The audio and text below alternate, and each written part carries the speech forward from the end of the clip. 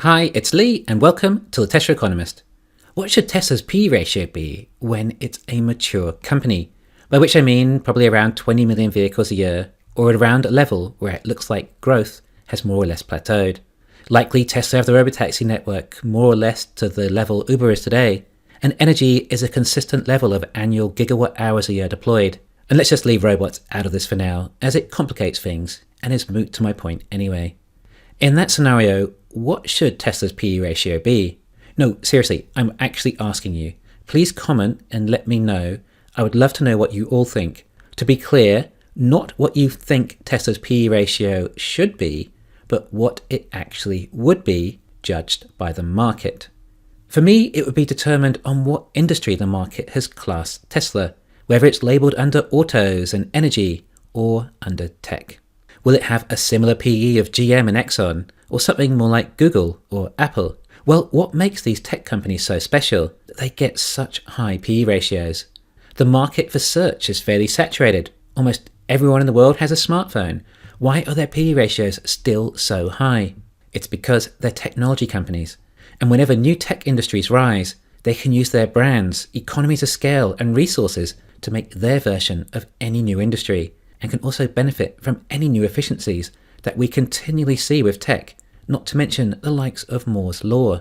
Let's look at some examples. Microsoft. They had their operating system and then were able to expand with their version of a spreadsheet or word processor as people found more uses for a computer. Then, eventually, you could even download the software, so Microsoft could sell directly to the consumer and cut out retail stores and not even have to manufacture the software anymore. From there, we found new business models like software as a service, where people end up paying annually to use their software and thus increases profits even more. Of course, other new ideas crop up, like the cloud, and Microsoft offers their other cloud-based services. There was also the internet, something Microsoft was too late on, and let Google take over that, although they do have their half attempt called Bing. Likewise, Microsoft somehow missed the operating system on mobile phones and left that to Google and Apple as well. These were two massive industries that landed on Microsoft's lap, but they couldn't envision the future. Microsoft also made their attempt to compete with Apple with their Zune against the iPod. Then, with the success of Netflix, Apple simply made their own version of Apple TV, as it was complementary to iTunes, which evolved to Apple Music after they discovered how popular Spotify was, and a far superior business model, again software as a service. Amazon tries to play them all too. Amazon is an asymmetric investment company. They see any opportunity like this and invest millions or hundreds of millions in the hope that they may hit it big. And when you hit it big, it's worth billions or even hundreds of billions, which is probably about what Amazon's AWS is worth. Of course, Amazon has their fair share of losers too, like their Fire Phone, where they dropped about $250 million or so. These tech companies can also acquire other businesses and add to them further with their core technology or influence, like Facebook buying Instagram or Google buying YouTube. They have the economies of scale necessary for such companies and can provide the necessary capital to take them to where they should go. Do you see? These tech brands can keep jumping into other industries as they are conglomerates that can reuse their brand in many ways. Anything tech-related, they can at least attempt a presence for. Hence why we think Apple may eventually get into the electric car business, as that is a tech enough related product, as a smart car with an operating system and potential app store. Yes, electric cars, but not ICE cars. This industry is with antiquated brands with technology from a century and a half ago that are noisy, smelly, and dirty, and require regular oil changes. Imagine if you'd had to take your iPhone to an Apple store for an oil change each year. Not cool. And the ICE industry is gamed. It's running on cronyism, and has been for some time. Something we saw with the humble brand Tucker back as early as the 40s. But even by then, the industry had been locked down, and the big three oppressed any auto startups, despite so many revolutionary new features the Tucker offered, like seatbelts, and even adaptive headlights, one feature I wish my Tesla actually had. So if Apple can transition into electric cars, does that mean that Tesla can transition into other tech? Well, there was even lots of speculation on Tesla starting their own phone.